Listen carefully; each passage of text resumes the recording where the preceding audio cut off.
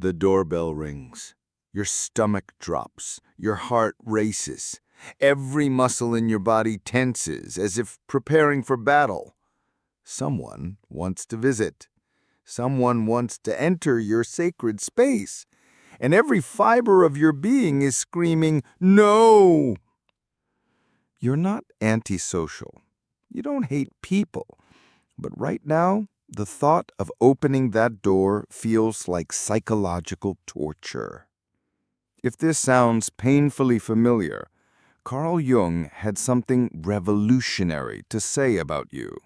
Something that will change how you see yourself forever. Before we dive into Jung's mind-bending insights about why some people desperately crave solitude, I need to ask you something. Have you ever pretended not to be home when someone knocked?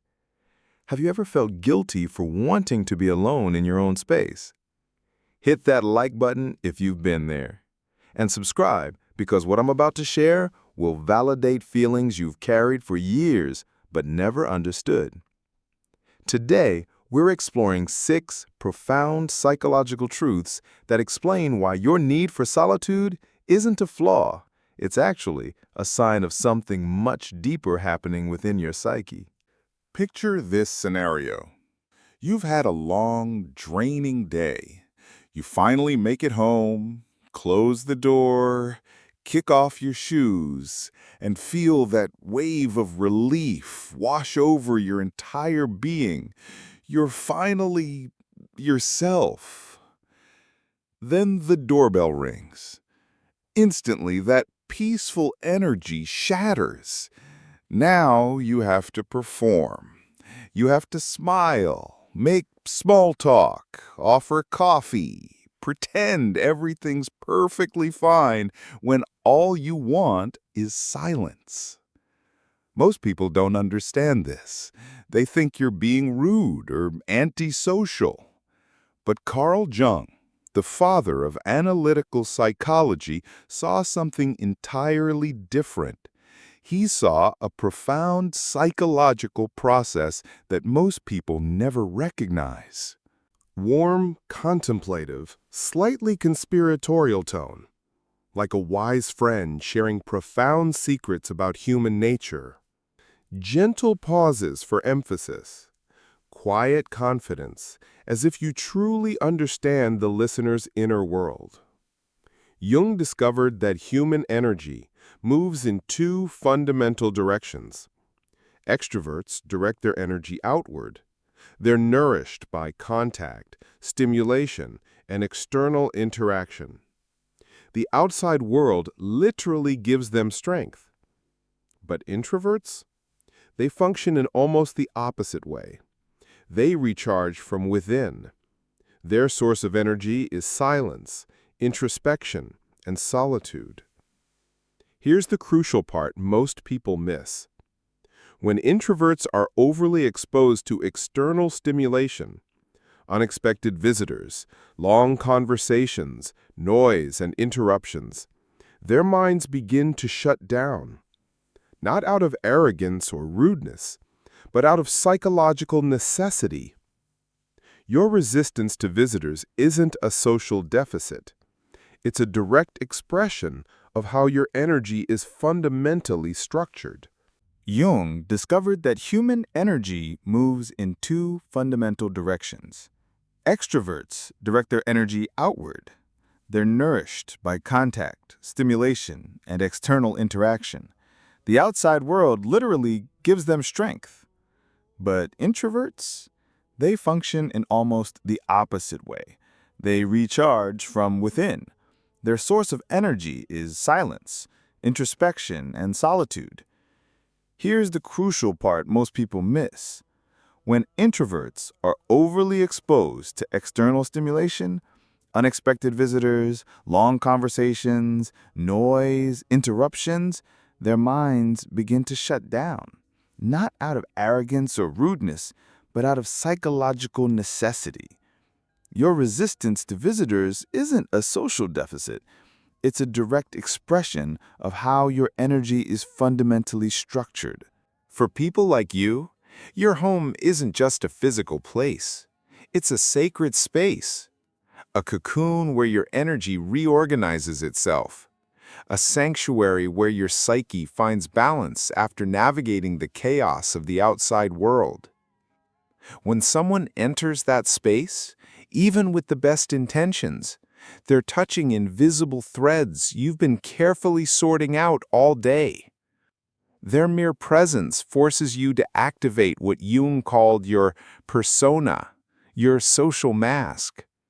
And in doing so, you move away from your true self. You know what that feels like? Deeply, profoundly exhausting. Jung said that introversion isn't a conscious choice. It's a disposition of the soul. When you try to go against this inner impulse, it only leads to more conflict and internal exhaustion. But there's something even deeper happening when visitors make you uncomfortable. Jung called it the shadow. The shadow contains everything you've suppressed. Aspects of your personality you've had to hide, old fears, unresolved memories, unspoken wounds. When someone enters your home, you're not just opening a physical door. You're unconsciously letting them into a space where your energy is at its purest, but also at its most vulnerable. Imagine this. Someone rings the bell. You sit together, start talking, and instead of relaxing, you feel uneasy inside. A strange discomfort rises up that you can't even explain.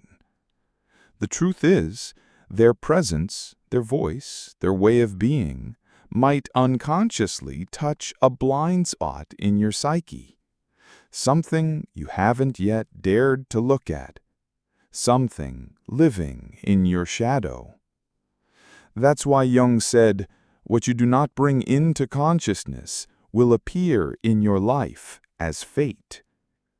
Sometimes that fate manifests as social discomfort, a seemingly harmless visit that suddenly stirs up irritation, invasion, an almost physical urge to ask them to leave. In Jungian psychology, your home represents far more than shelter. It's a symbol of your soul, reflecting your inner state. Each room symbolizes an aspect of your personality. The bedroom represents your intimacy. The living room, your social mask.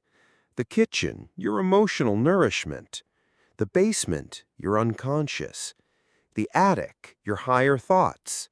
And the front door? It's the boundary between you and the other.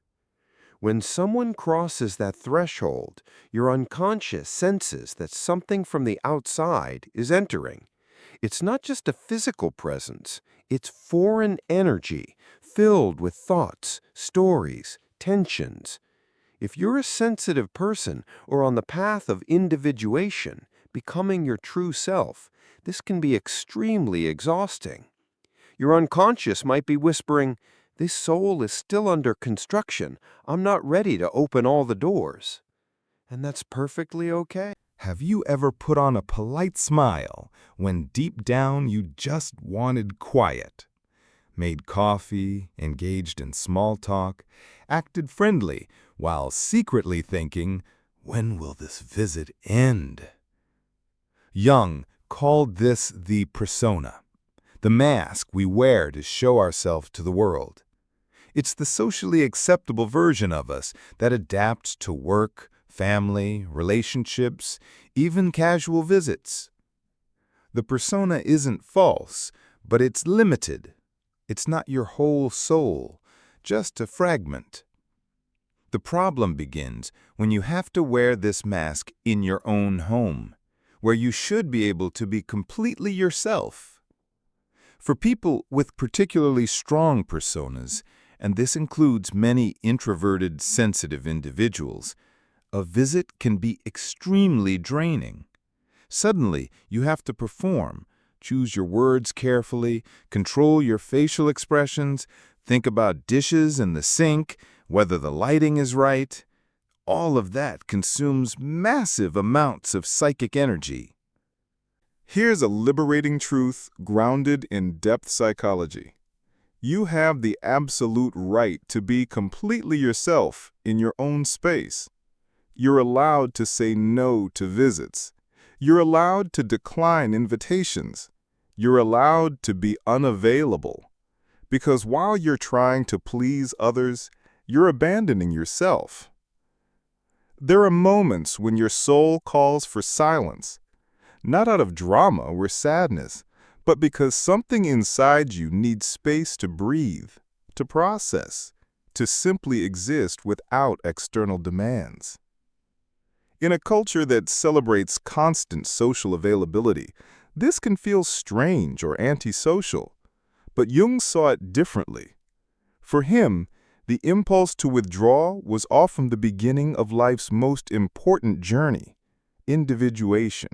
Individuation means becoming who you were born to be, not what society expects, not what your parents projected, not the persona you've adopted, but your true self, with light and shadow, conscious and unconscious, essence and truth. This process doesn't happen in noise and chaos. It happens in silence, in retreat, in pause. That's why your discomfort with visitors isn't laziness or emotional instability. It's your soul trying to protect you, keeping you away from distractions so you can hear what's being whispered deep within you. Jung said it clearly. Loneliness does not come from having no people around, but from being unable to express what truly matters to you. How can you listen to yourself in the middle of commotion, with guests who won't leave, in conversations that don't touch your soul? Let me share 6 profound insights from Jungian psychology about people who prefer solitude. First, you're energy sensitive. You're probably more sensitive to the energy of spaces than you realize. Jung said, "The unconscious perceives what the conscious mind misses." Some people are incredibly attuned to others' psychic fields, their unspoken tensions, unresolved emotions, hidden stories. When someone enters your home, you feel all of this as heaviness, inner restlessness. It's exhausting. Second, your psyche demands space. Jung saw introversion as a natural necessity for bringing order to the soul. Time alone helps your mind realign, but a single visit can disrupt this fragile balance. What others see as laziness is actually your psychological system gasping for air. Third, social interaction can alienate you from yourself. The true self can only emerge in inner stillness. Polite conversations and constant social presence distance you from your innermost being. It's not that you dislike people, but to be with others, you often have to set yourself aside. Fourth, visitors can activate your shadow. Sometimes all it takes is one casual remark from a visitor, and suddenly you feel restless or irritated. It's not always about them. It's about what they trigger in you, a part of your psyche that hasn't yet been integrated. Fifth, your withdrawal is sacred. This withdrawal you feel may be the beginning of individuation. It starts the moment you stop trying to please the world and start listening to yourself. You need time, silence, distance, not to escape life, but to engage with it more deeply and honestly. Sixth, you're learning self-honor. You're finally learning to say no without guilt, to close the door without bad conscience, to respect your boundaries without feeling rude. Because every time you're kind when you don't want to be, every forced smile and gesture, you abandon yourself to fit into someone else's world. Picture an old man with a long white beard holding a lantern, walking alone through the dark night on a quiet path. This is the hermit, an ancient archetype with deep meaning in Jungian psychology. The hermit symbolizes the inner call for withdrawal, wisdom, and self-knowledge. It's the impulse that drives you to close the door and turn off your phone, not to escape, but to hear what's happening inside you. The hermit lives in silence because he knows that only in stillness does the brightest inner light appear. This archetype doesn't represent empty loneliness or pathological isolation, but the courage to look inward, face your shadows, doubts, and fears, and discover your own inner light. No one else can give you this light. Only you can find it.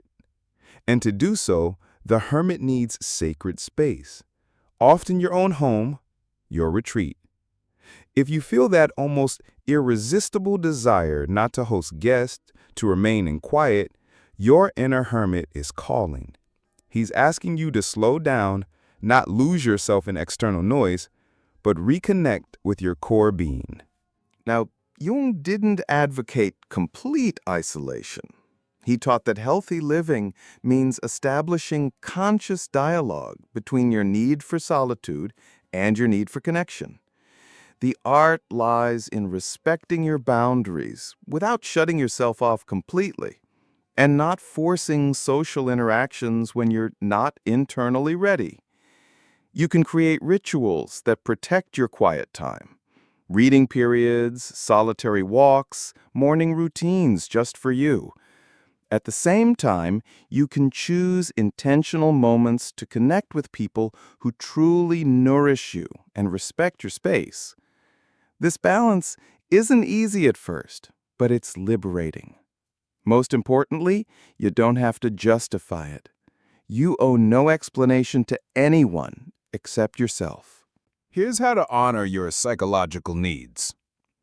Recognize your signals. Is your body tired? Mind scattered? Mood irritable? These are signs your system needs a break. Allow yourself to slow down, even if it means canceling plans. Communicate clearly. You don't need elaborate explanations. I'm staying home today. I need time for myself is enough. People who love you will understand. Create sacred space.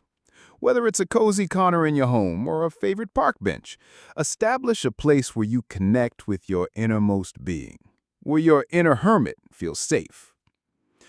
Be gentle with yourself. Don't expect to always function socially. You're allowed to just be with yourself. Honoring your longing for solitude means honoring your soul. When you follow the hermit's call, your solitude transforms into a journey of growth. In that space, you find answers that the world's noise has drowned out. You allow yourself to feel, think, and reflect without rush. Your soul begins to heal. You learn to recognize patterns, integrate your shadows, discover parts of yourself that have long been hidden. More than that, you develop quiet strength and inner confidence that doesn't rely on external validation. The world celebrates constant doing, networking, social activity. But the hermit reminds us, to truly be there for the world, you must first be there for yourself. That's the wisdom of solitude. When you decline a visit, when you prefer to be alone, you're not closing yourself off. You're preparing inwardly to meet others later in a more authentic, deeply connected way. Perhaps now, at the end of this journey, you feel something has been touched within you, something deep and true. That's the beauty of Jung's work, recognizing the uniqueness of every soul. There's no right or wrong way to be. There's only your way. And if your way means staying home, away from visitors and noise, that doesn't make you strange or less lovable. Jung reminds us that individuation, becoming whole, means embracing all parts of ourselves, even those society doesn't always value. When you respect your longing for retreat, you're honoring an essential part of your soul. Your home, your silence, your solitude. These are sacred spaces where your soul renews itself and grows. There, in that intimate space, you'll find the strength to meet the world in your own way, with authenticity and inner peace. If you take away just one insight today, let it be this: your way of being in the world is valid. Your love of silence is a legitimate expression of your soul, and it deserves respect, above all, from yourself. We've explored Jung's 6 truths, met the archetype of the hermit, and discovered how solitude becomes a source of deep wisdom. Now, I invite you to look inward with gentleness. Recognize that your desire to be alone isn't weakness. It's a reflection of deep inner connection. Your boundaries aren't walls of selfishness. They're acts of true self-care. Right there in the silence of your own space, you hold the possibility to bloom each day, becoming a little more your true self. What's one way you protect your sacred alone time? Share in the comments below. Your insight might help someone else honor their inner hermit too.